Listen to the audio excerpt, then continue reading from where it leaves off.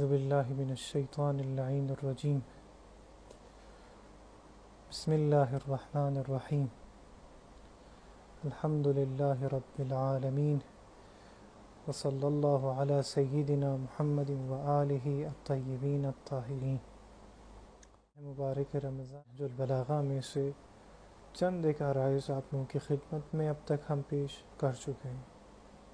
دیکھیں عزیزان گرامی، میں 239 خطبے ہیں، ان میں سے تقریباً 86 خطبے کن پر مشتمل ہے؟ 86 خطبے وعظ و نصیحت پر مشتمل ہے۔ اب آپ دیکھیں کہ وعظ و نصیحت کی کتنی اہمیت ہے، کیونکہ وعظ و نصیحت آپ کے ضمیر سے تعلق رکھتا ہے، آپ کو بیدار کرتا ہے۔ تعلیم آپ کو جہالت سے نجات دلاتی ہے، لیکن وعظ و نصیحت آپ کو، عرض کیا آپ لوگوں کی خدمت میں، وعظ و نصیحت آپ کو غفلت سے نجات دلاتی ہے۔ تعلیم میں آپ نے سوچنا ہوتا ہے، فکر کرنا ہوتا ہے، لیکن وعظ و نصیحت میں آپ کو بیدار ہونا ہوتا ہے، آگاہ رہنا ہوتا ہے۔ آئیے ذرا امیر المؤمنین کے منطق سے آشنا ہو جائے، منطق علی اور علی کی لاجک سے کہ کس انداز میں امیر المؤمنین نصیحت فرماتے ہیں، اس سے آشنا ہوتے ہیں۔ یہ اہم ہے عزیزان گرامی، یہ اہم ہے کہ ہم منطق علی سے آشنا ہو جائے، کیونکہ بہت سارے لوگوں سے ہم سنتے آتے ہیں لیکن اس کے طرز گفتگو کو ہم نہیں سمجھتے، کس انداز میں وہ بندہ گفتگو کرتا ہے اسے ہم نہیں سمجھتے، کس محور پر وہ گفتگو کر رہا ہے ہم اسے نہیں سمجھتے۔ آئیں دیکھیں کہ علی کس نظریے کے بیس پر گفتگو کرتا ہے، آئیں دیکھیں کہ علی جب نصیحت فرماتے ہیں، واعظ فرماتے ہیں، تو کس بیس پر، وہ فنڈامنٹلز اینڈ ریڈیکلز کیا ہیں جن کے بیس پر امیر المومنین علیہ السلام کیا فرماتے ہیں، نصیحت فرماتے ہیں اور واعظ کرتے ہیں۔ دوسرے الفاظ میں کس انداز میں، کس طرز و طریقے سے امیر المومنین علیہ السلام ہماری تربیت کرنا چاہتے ہیں۔ تربیت گاہ ہے ایک نہج البلاغہ، خود آپ کی اور ہماری روحانی تربیت یہاں سے ہوتی ہے۔ کس انداز میں چاہتے ہیں مولا ہماری تربیت کرے؟ دیکھیں ذرا، سب سے پہلے ہم آج کی اس سیشن میں ذرا تقوی سے گفتگو شروع کرتے ہیں۔ غور سے ذرا سنیے گا، اب جب تقوی کا لفظ جب استعمال ہوتا ہے تو آپ کے ذہن میں کون سی چیز آتی ہے؟ یہ اہم ہے۔ جب ہم کہتے ہیں تقوی الہی، تقوی خدا، اتنی مرتبہ یہ بات تکرار ہوئی ہے قرآن مجید میں، لیکن آپ کے ذہن میں کون سی بات آتی ہے جب ہم لفظ تقوی کو کہتے ہیں؟ جب میں پروناؤنس کروں اس ورڈ کو تقوی، تو کون سی بات آپ کے ذہن میں آتی ہے؟ تقوی، یہی بات ذہن میں آتی ہے نا کہ تقوی یعنی پرہیزگاری، پرہیزگاری، کسی چیز سے پرہیز کرنا، کسی چیز سے دور ہونا، یہ بات ذہن میں آتی ہے کامنلی۔ دوسرے الفاظ میں جو عام طور پر جب ہم سے کہا جائے تقوی، تو کون سی بات ذہن میں آتی ہے؟ ہمیں یہ لگتا ہے کہ تقوی ایک منفی عمل ہے۔ کیوں؟ کیونکہ اس میں پرہیز ہے، اس میں کیا ہے؟ دور رہنا ہے، پرہیزکاری ہے۔ تقوی کا مطلب یعنی ان چیزوں سے دور رہنا۔ عام طور پر میں کہہ رہا ہوں، ابھی اس بات پہ نہیں آیا جو ہم سمجھتے ہیں نہج البلاغہ سے۔ عام طور پر ہم یہی سمجھتے ہیں تقوی یعنی پرہیزکاری، یعنی کچھ چیزوں سے دور رہنا۔ مختصر الفاظ میں تقوی کا مفہوم ہم عام طور پر ایک منفی مفہوم لیتے ہیں۔ کیوں؟ کیونکہ اس میں پرہیزکاری ہے، پرہیز کرنا ہے، دور رہنا ہے۔ To be far away from some things, اسے کیا کہتے ہیں؟ تقوی۔ جتنا ہم اجتناب کریں چیزوں سے، جتنی زیادہ پرہیز ہو اور جتنا ہم چیزوں سے کنارہ گیری کریں، اسی حد تک تقوی کامل تر ہوتا ہے، ایسا کامنلی ہم سمجھتے ہیں۔ آیا واقعی تقوی یہی ہے علی کے منطق میں؟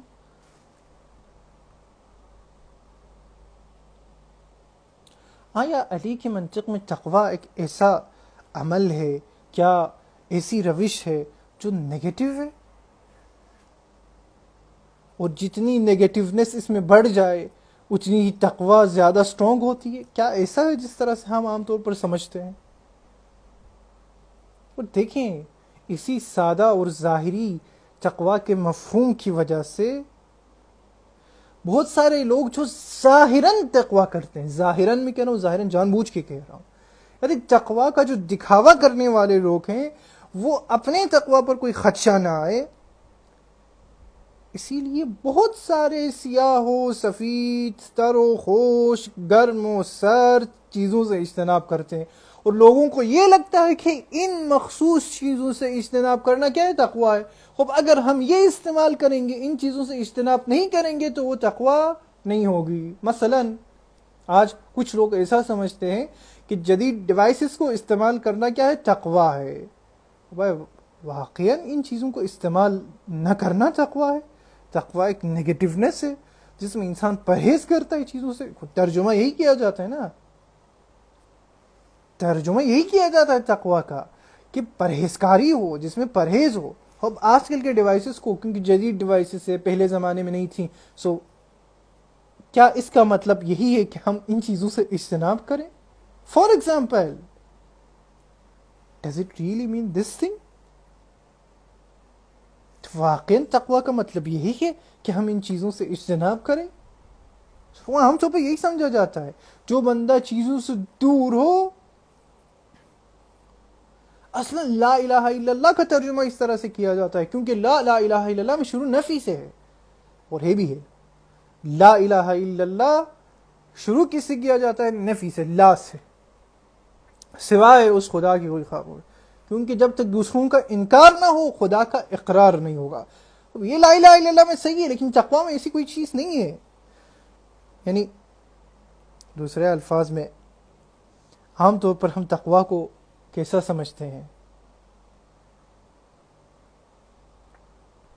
تقوی کو سمجھتے ہیں کہ ایک بندہ پورے دنیا سے کٹ آف ہو جائے، پورے دنیا سے کٹ آف ہو جائے، اور کسی مثلا کسی ایسی پہاڑ میں جا کے بیٹھ جائے جہاں پہ نہ وہ لوگوں سے مل سکے، جہاں پہ نہ کوئی اجتماعی کوئی کارکردگی اس کی ہو، کمیونٹیکل لائف نہ ہو، جہاں پر بیٹھ کے صرف اور صرف وہ عبادت کرتا رہے۔ کیا واقعاً تقوی ایسی چیز ہے؟ آپ ایسی چیز سمجھتے ہیں تقوی سے؟ عام طور پر تو ہم یہی سمجھتے ہیں تقوی سے واقعاً، لیکن ایسا منطق علی میں نہیں ہے۔ منطق علی میں ایسا نہیں ہے عزیزان گرامی، واقعاً منطق علی میں ایسا نہیں ہے۔ دیکھیں مولا امیر المومنین علیہ السلام میں نہج البلاغہ میں جو تقوی کے حوالے سے چیزیں فرمائی ہیں اور نصیحتیں کی ہیں، ان میں یہ پہلو کسی اور انداز میں آتا ہے، نظر آتا ہے ہمیں۔ ویکسین مثال لے لیں، ویکسین آج کل ہم ویکسین کس لیے کرتے ہیں؟ کیونکہ آج کل یہ وبا شائع ہے سب لوگوں کے درمیان، تو ویکسین کس چیز کے لیے کیا جاتا ہے؟ ویکسین کا کام یہ ہوتا ہے، آپ سب لوگ زیادہ بہتر جانتے ہیں مجھ سے، ویکسین کا کام یہ ہوتا ہے کہ جو وائرس ہے اس کے مقابلے میں میرے اندر ایک ایسی انرجی آ جائے، اگرچہ وہ وائرس ہی کیوں نہ ہو، منفی کیوں نہ ہو، نیگیٹو چیز کیوں نہ ہو، لیکن وہ ایک ایسی طاقت ہو، ایک ایسا اسٹرینتھ ہو، ایک ایسی اسٹرینتھ اور پاور ہو جو مجھے اس وائرس کے ساتھ لڑنے کی صلاحیت دے، قابلیت دے، پاور دے مجھے، میرے اندر، میرے امیون سسٹم میں، قوت مدافعت میں ایک ایسی چیز آ جائے جو سامنے والے اس وائرس کے ساتھ مقابلہ کرنے کی کیا دے؟ مجھے صلاحیت اور قابلیت دے، کیپیبلٹی دے۔ یہ کیا کام کرتا ہے؟ ویکسین کرتا ہے۔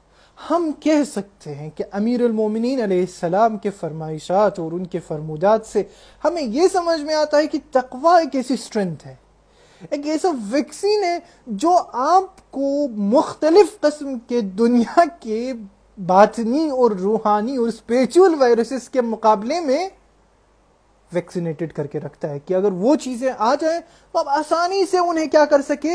سائڈ پہ کر سکے۔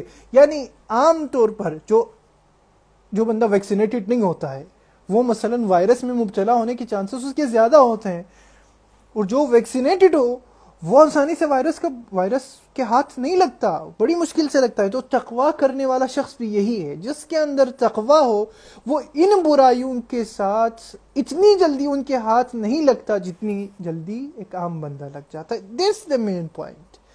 تقویٰ ایک اسٹرینتھ ہے، در حقیقت ایک پاور ہے آپ کے لیے، ایک طاقت ہے آپ کے لیے، ایک قوت ہے آپ کے اندر، جو پروردگار عالم آپ کے مسلسل روحانی ایکسرسائز کے بعد آپ کو عطا کرتا ہے، روحانی ورزش کے بعد آپ کو عطا کرتا ہے۔ اس اسٹرینتھ کو تقویٰ کہا جاتا ہے عزیزان گرامی۔ اس کا مطلب یہ نہیں ہے کہ بندہ جا کے پہاڑ میں جا کے بیٹھے اور لوگوں سے الگ ہو جائے۔ وہ اسٹرینتھ آپ کے اندر ہو، پھر آپ معاشرے میں جائیں، پھر آپ اجتماع میں جائیں، پھر آپ گھر میں بیٹھے گھریلو معاملات میں آپ بہتر ہوں گے، معاشرتی معاملات میں آپ بہتر ہوں گے، انفرادی زندگی میں آپ کی بہتری آئے گی۔ یہ تقویٰ کا مطلب ہے۔